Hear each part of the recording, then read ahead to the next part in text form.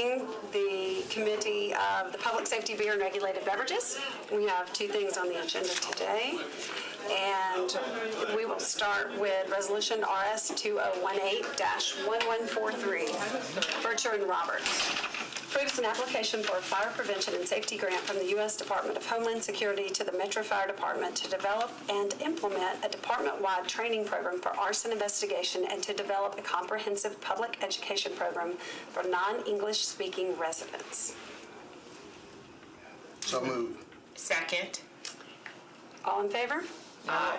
Any opposed? Any abstentions? I'm going to budget and finance and talk about it. Yeah. I want to hear about it. I just didn't know. Would you like to ask some questions? Well, I think when it's always the directors, he always like to do, and if they don't mind. So just why would you like to? Yeah, well, sure. Well, first of all, this the grant, it does two things. Number one, it enhances what we already have as far as our investigators. They do an outstanding job as far as their workload and their education level, and also their experience that they already have.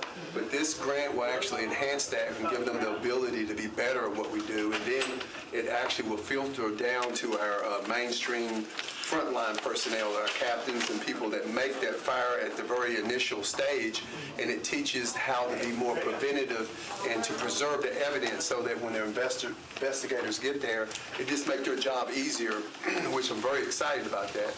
And then the second phase of it is it goes to the citizens of Davidson County, and as you know, Nashville being a melting pot, we are made up of a very diverse population. So we did a study that showed it's 109 different type of different other English-speaking personnel, people here, and what we're going to do is actually put public broadcast messages out for fire safety that's going to actually be able to touch these other populations that we see that are vulnerable to these to fire incidents. So we're really excited about it. I think it'll be great for not only the fire department, but to make us do our job better, but also to the citizens. Well, thank you. And I meant to say Commander Swan. Forgive me. It's actually Director. Director Swan. Yeah, Director. Everybody gets those confused, but but it's Director Chief.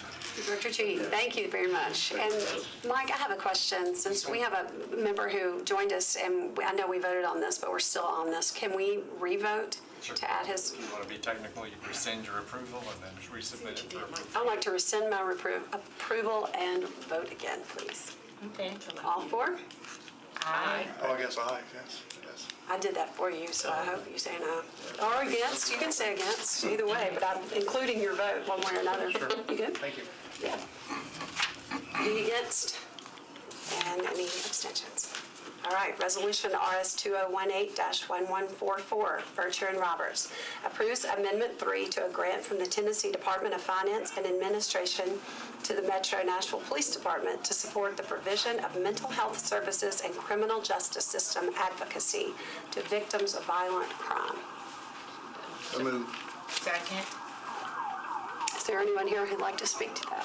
I'm sorry? Would you like to speak to that? Well, I think a lot of people are familiar with the VOCA grant and what it does. I mean, it's something that the police department's been involved in since 1986. We've continuously maintained this grant from 1986, and it supplies counseling services to victims of violent crime. And it's not just when the officers get there and see someone or a detective.